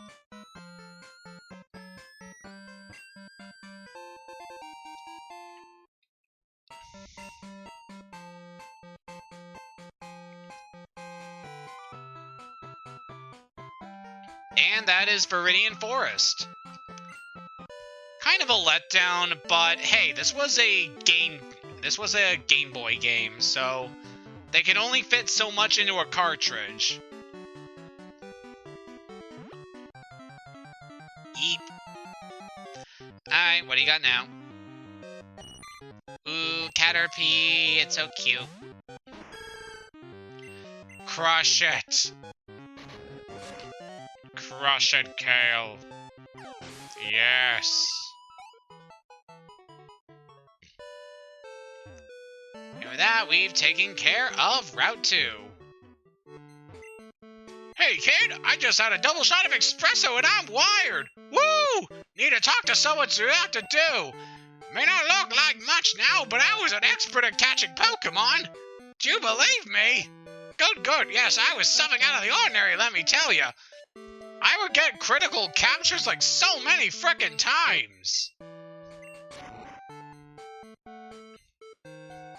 Wait, come back, I got more shit to talk about, you son of a... I don't know, I'm bored right now, got nothing to talk about. So I guess I might as well just roleplay a bit. I must have dozed off in the sun. Had this dream about a drowsy eating my dream. Weird, huh? Huh, what's this? Where'd this TM come from? There's a spooky here, you can have this TM. And we get TM42 for that. TM42 contains Dream Eater. So if you got a Pokemon that specializes in sleeping moves, I highly recommend teaching this move to someone in your party, because it's a good one.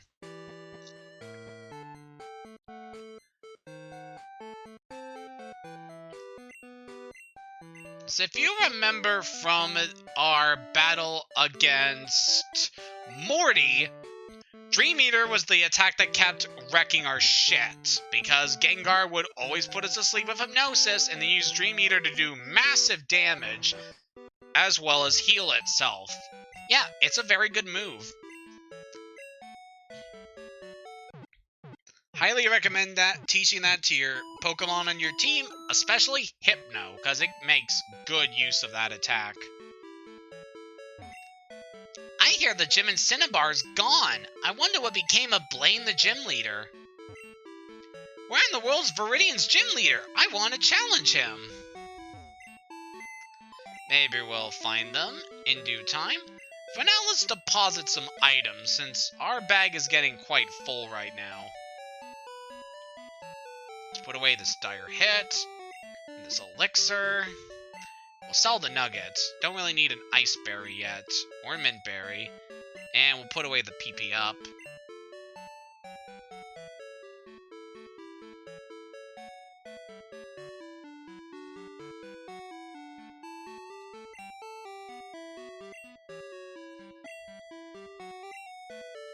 Put away this too. Good. There's one more guy to talk to down here. My dream is to become a gym leader. Good on you, kid. Maybe you'll become as awesome as Alistair. Seriously, I love Alistair's design. I can't wait to get Sword and Shield. Well, Shield, because Switch games are expensive. I'm probably only going to get one, for the time being. The gym leader here is totally cool. Well, that recommendation he has to be. Have you been to Cinnabar? It's an island way south of here. Notice how they say island, not town. So this area over here is a bit interesting. Welcome to Trainer House, our newest and most happening place in Viridian. We're open to traders only. You can battle against the best of the best right downstairs. Viridian's the town closest to Indigo Plateau. They built this place because so many trainers pass through on their way up to Indigo Plateau. I guess you can't become the champ unless you go all over the place and battle all kinds of people. Champion from pallet travel to all the cities and towns in Kanto. Fascinating. Woo, taking a rest from Pokemon battles. They hold practice battles downstairs here. I would love to see how well a trainer from Johto battles. Well, why don't we give this a try? Hi, welcome to our training hall. You may battle a trainer once per day. Cal's your opponent today. Would you like to battle? Sure. Let's see what you got for me, Cal. I traveled out here just so I could battle you.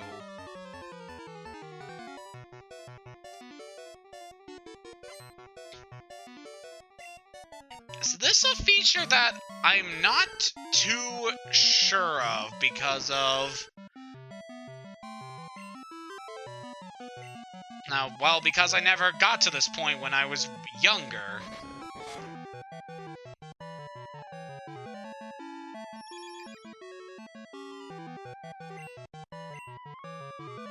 So this guy will have a set team of Pokemon. I believe he has the free Johto starters. And basically all you're doing here is trying to beat them. Hey, you got Body Slam too. This guy's just copying me. How dare you?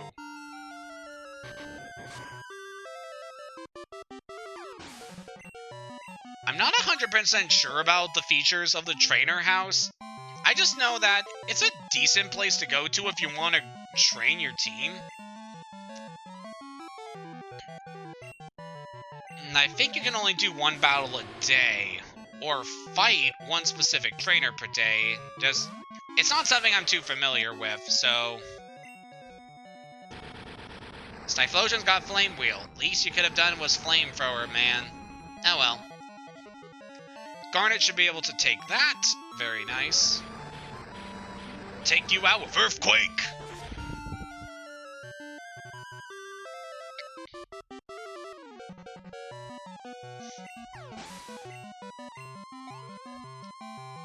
That takes care of you. And now Cal's got Feraligatr, the last of his party. We'll go back to Kale for this one. That Feraligatr sprite's kinda derpy. Just the proportions are all over the place. They definitely fixed its design in later sprites.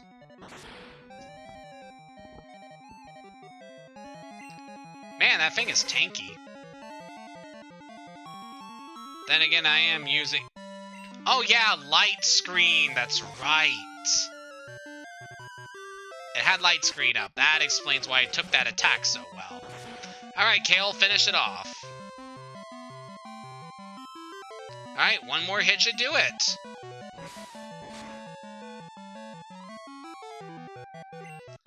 Come on, buddy.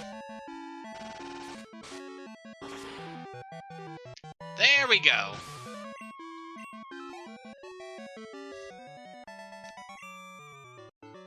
I lost. Darn. So yeah, you get some good experience and money from battling him. I'm sorry, sir, this would be your second time today. You're permitted to enter just once a day. Yeah, I highly recommend coming here once a day just to get some more experience and money, because it's definitely a good place to do so.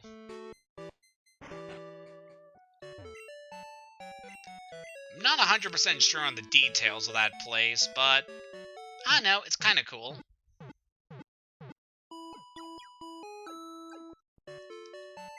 So we've heard the Viridian Gym Leader isn't currently around at the moment. So why don't we head on down to Pallet Town and see what we can find.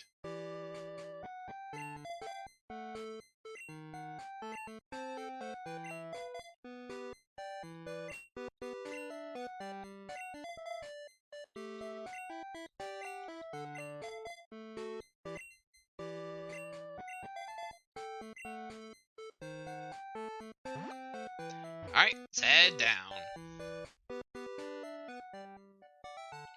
Route 1 is pretty similar to how it was in the original games. Although there are a few noticeable changes about this area, as we'll see in due time.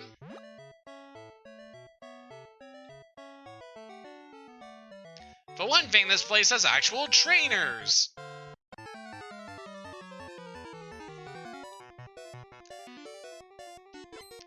Schoolboy Danny. Let's see what he's got. Oh, he's got a Jinx. Yeah, I'd hate to be the kid who leaves Pallet Town with a level 5 Bulbasaur, and he runs into this kid with a level 31 Jinx.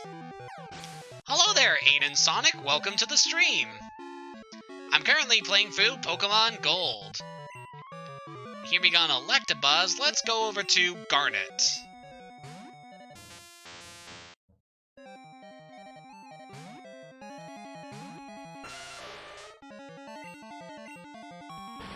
Should be able to take this guy out.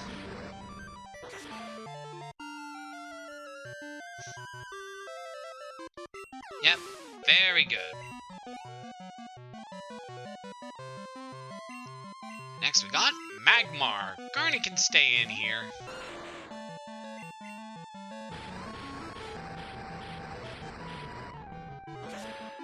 It's actually kind of fitting that this trainer is using these free Pokemon.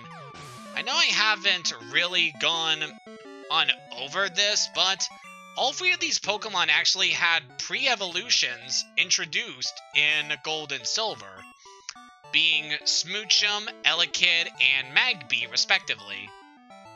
You can only obtain them by breeding in this game, so there's really nothing you can do about trying to obtain them in the wild, though. Oh, shiny hunting a starter. That sounds like it's going to be fun. Ah, good luck to you, Aiden. And here we got another cool trainer. Let's see what you got, Quinn. Ivysaur, very good choice. In a few years, you'll be able to use that in Smash Brothers. Let's take you out with a Fire Punch.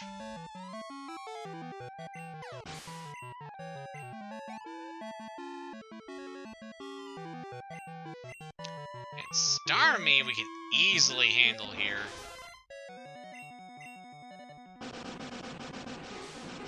Oh, we got Bubble Beam. Guess that's nice. You're able to outspeed me despite the level gap here. But then again, Ampharos is a little on the slow side, so I'm not too surprised about that. Alright, Jean takes you out. You're strong. You obviously must have trained hard. Why, thank you. Me and my Pokemon have definitely been through a lot here. And we are actually very close to the end of this journey. And so we finally arrived in Pallet Town, the place where it all began. Hi! Red's been away for a long time. He hasn't called either, so I have no idea where he is or what he's been doing. They say that no word is proof that he's doing fine, but I do worry about him.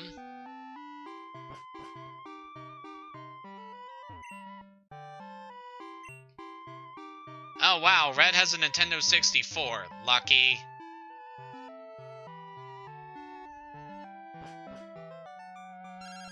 Oh, what is it, Ralph? Jesus.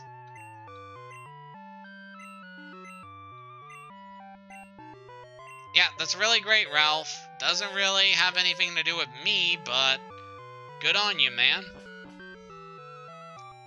So let's head over here. Hi, good timing. I'm about to have some tea. Would you like to join me? Oh, your Pokemon a bit dirty. Would you like me to groom one? So this is actually another way that you can boost your Pokemon's friendship by visiting Daisy. So let's do Jean. Okay, I'll get it looking nice in no time. Jean looks content. There you go, all done. See, doesn't it look nice? Such a cute Pokemon. I agree. I love Ampharos. See, I'd say you want to visit Daisy between 3 and 4 p.m., and then she can groom them. The professor's Pokemon Talk radio program isn't aired here in Kanto. It's a shame. I'd like to hear it. No, I am not doing a Nuzlocke run.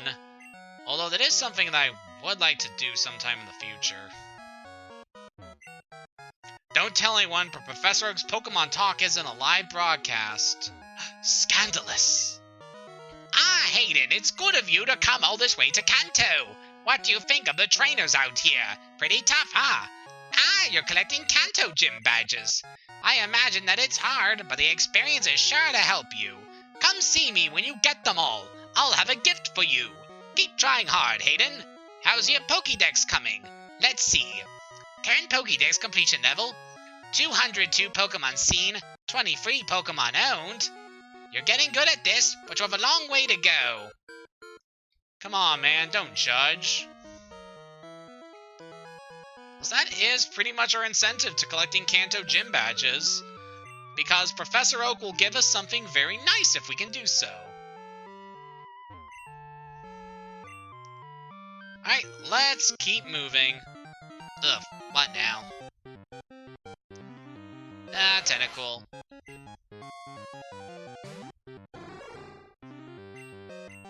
Ah, that's very nice.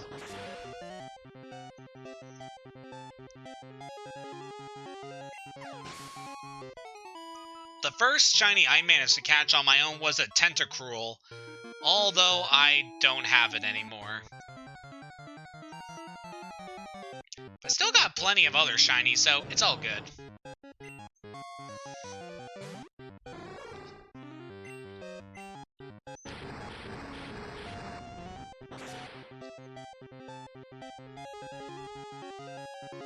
Very nice work, Jean. So as we make our way over to Cinnabar, as we have seen, there's been quite a few changes to the Kanto region layout within the time between Pokemon Red and Blue and Pokemon Gold and Silver.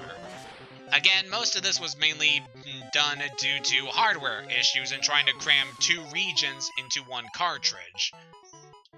But for the most part, they do try to include, like, story reasons for why these changes took place. Like, you got the Pokemon Tower in Lavender getting torn down in place of a radio tower. We got the power plant, which was once a dungeon, being converted into an actual power plant for people to use. Cerulean Cave has been blocked off, probably because Mewtwo did considerable damage to it.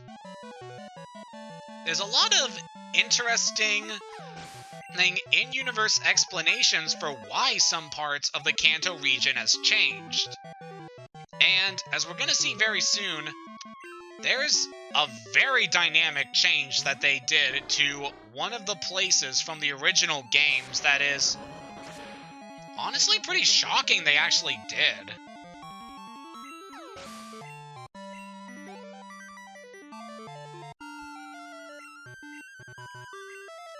Meanwhile, let's just keep taking out these trainers. Still a lot of trainers out on these water routes. Want to take out as many of them as we can. To also get our Pokemon up in levels, because still a few battles up ahead that are going to be, well, probably not difficult, but it'll give us a good challenge. Probably.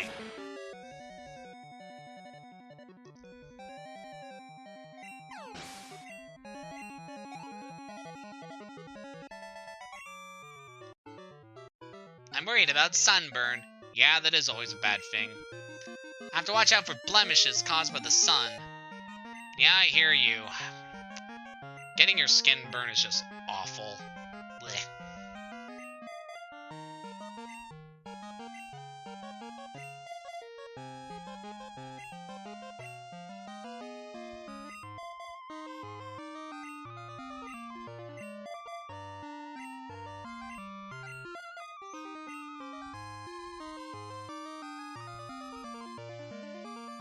What you got there, buddy?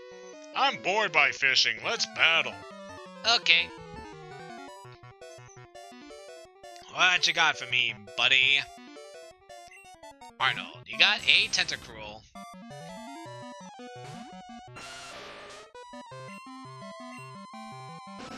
This may be a weird observation right now, but the fisherman sprites in these games kind of remind me of Lemo from Dragon Ball Super Broly. Again, kind of weird, but I don't know. So Garnet took that water attack like a champ. That's what happens when you have a lot of HP.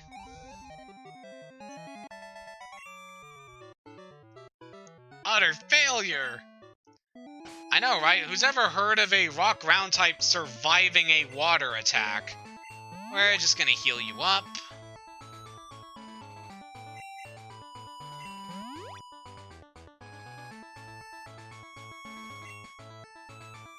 Alright, we should be good to go.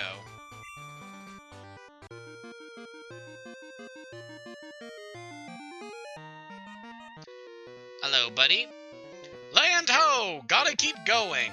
What did you call me? Swimmer Seth. His name is Seth, and he uses a Quagsire. There's a joke I can make about that. But instead I'm gonna drill it. Wow, that sounds bad.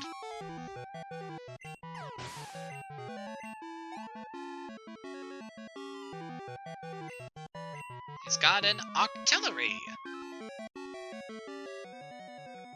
Let's go for Kale. I believe it's the first time seeing Octillery in this game, but this is a pretty cool water type. Despite its typing and with how slow it is, it has a very diverse move pool. Like, it gets insane TM coverage, learning a lot of different attacks. which can make it a very good Pokemon to add to your team if you're able to get a Remoraid. Got another Quagsire here. We'll take you out.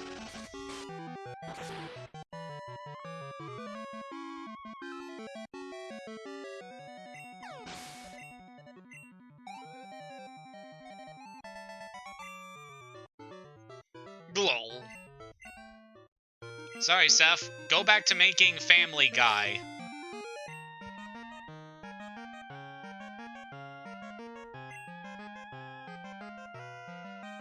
Is there anything else around here? Oh, here we are.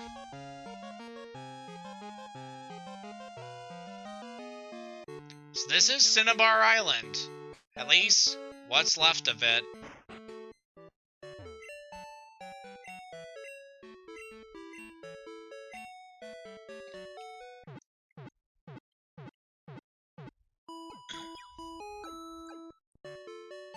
Thank you for waiting. Your Pokemon are fully healed. Thank you. It's been a year since the volcano erupted. Cinnabar Gym's Blaine apparently lives alone in the Seafoam Island cave.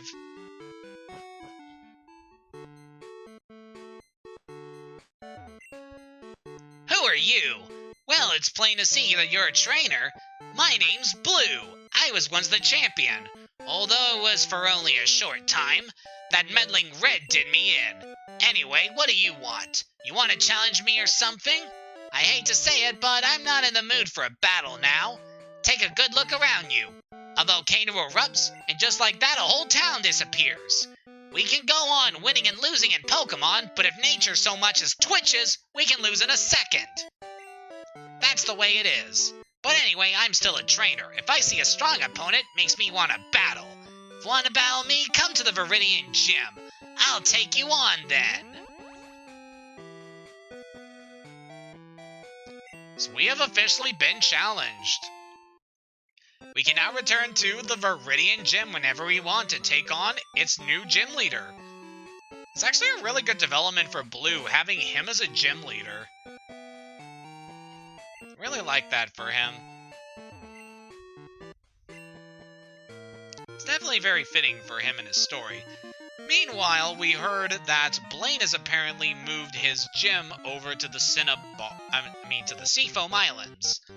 So why don't we go check that out right quick. And that will probably be the last thing we do this stream. I don't know if we'll be able to get the battle with Blue in.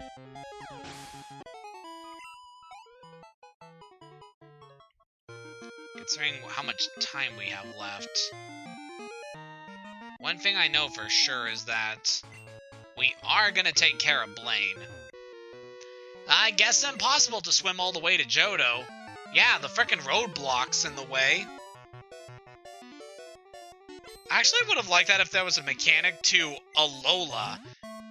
Like, if you got the ability to use Surf, you could surf over to each island whenever you want, but I know it's a 3DS game, there's only so much space they could put into it. But luckily, Sword and Shield are going to have a few open world elements to it, like with the wild areas, so that'll be very good. And we got to level 52 with Garnet. Ayah! Very nice.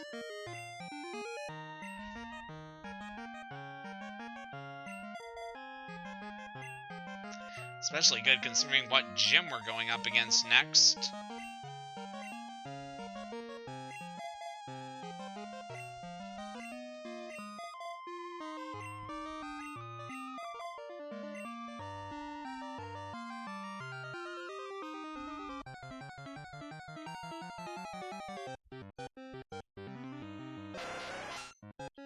Hello, Tentacool.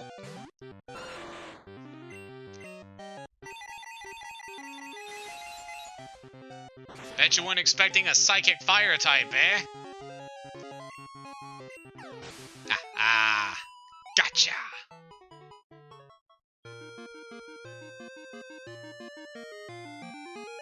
Alright, here we are, Seafoam Islands.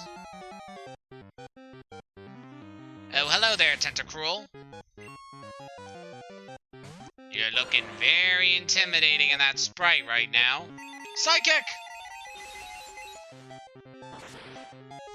I'm so glad that Magmar gets Psychic. Gives it another very good attack to use its special attack on.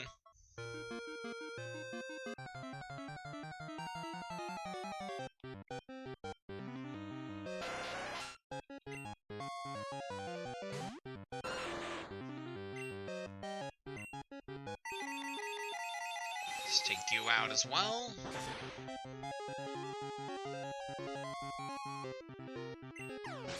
Very good.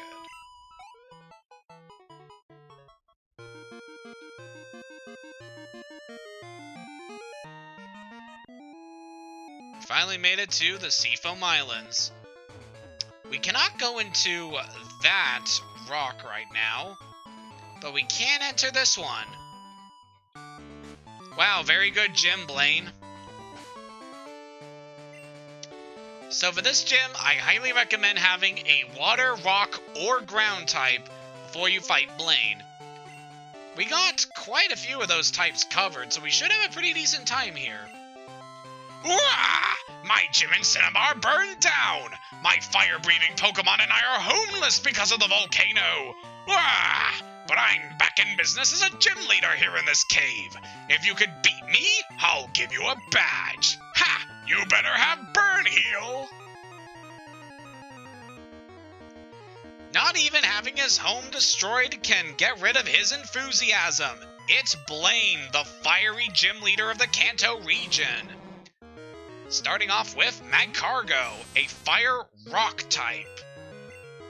This thing has very high special attack and physical defense, which can make it a tricky opponent to fight. However, I am well equipped for taking this thing out. Just use a water or ground type attack and you should be good. Next up is a Pokemon that we are very familiar with, Magmar. It has all-around great offensive, defensive, and speed stats, making it a very excellent Pokemon. This thing could give you trouble, but we are very well matched for it, so it goes down very easily.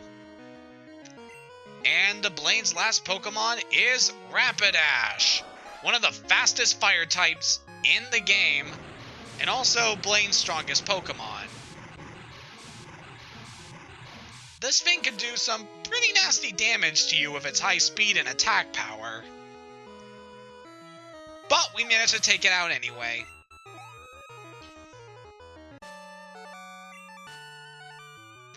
Awesome! I burned out! You've earned Volcano Badge!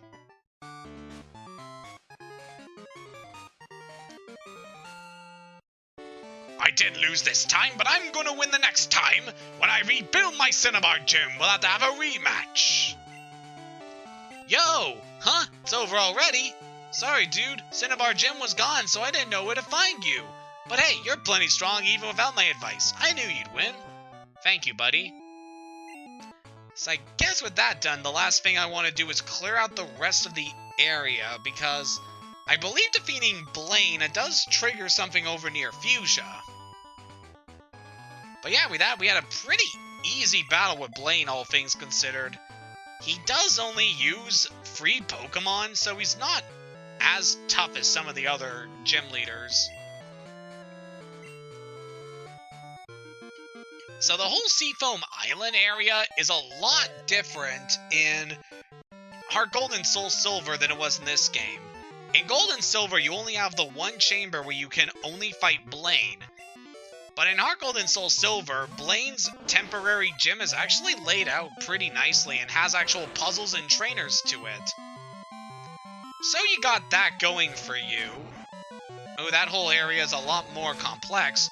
But you can also enter the Seafoam Islands proper to encounter a lot of different Ice-type Pokemon, get some good items like the Ice Beam TM, and at the end of it all, you can fight the legendary Ice Pokemon Articuno.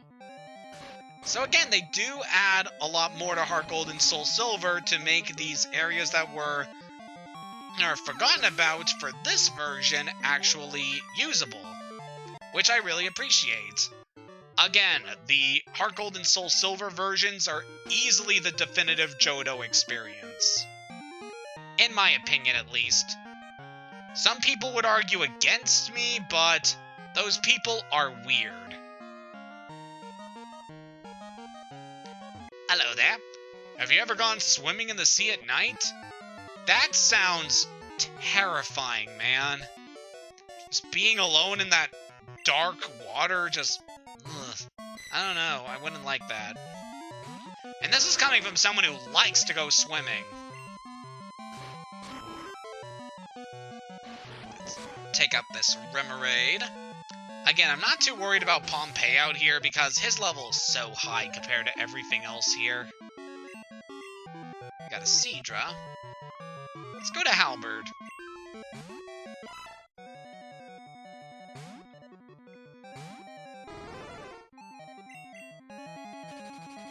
And we'll peck you down.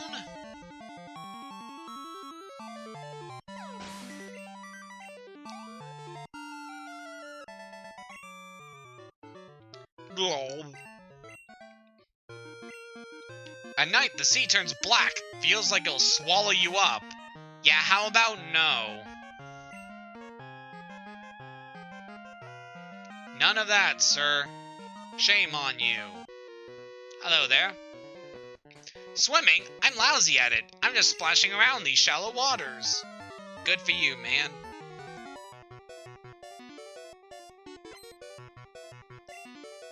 Hello, Jerome. What do you got for me?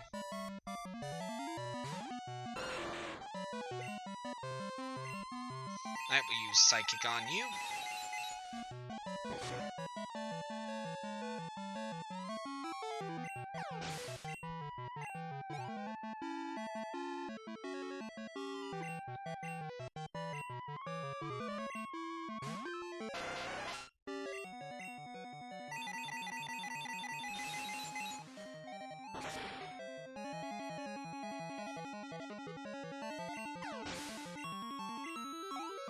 Very good.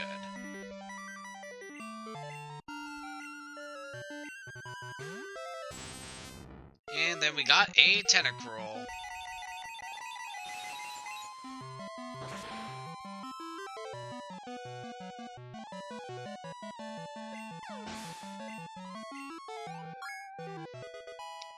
Now Pompey gets a level 50 free.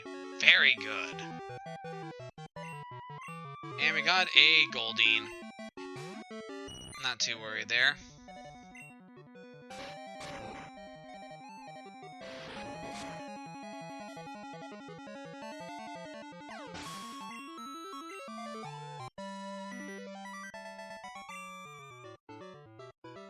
I thought I could win! I know, man! You were a water type trainer going up against a fire type! How did you lose?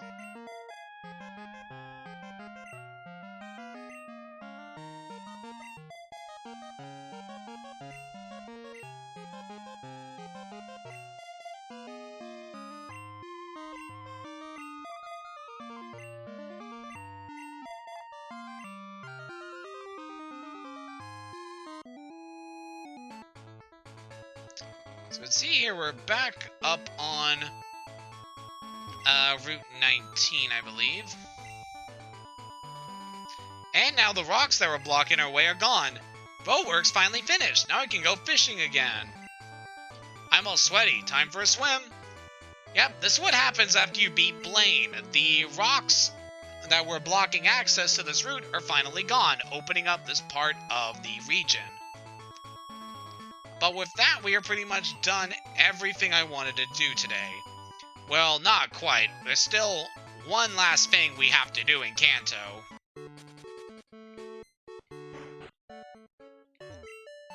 But that is going to do it for today's stream. I'm probably going to try and finish up this game this weekend. I hold no promises, but we'll see how things go. So next time on Pokemon Gold, we're going to be taking on the Viridian Gym. And then we're gonna head back to Johto in order to complete the new things that open up to us. Until next time, have a good day and take care.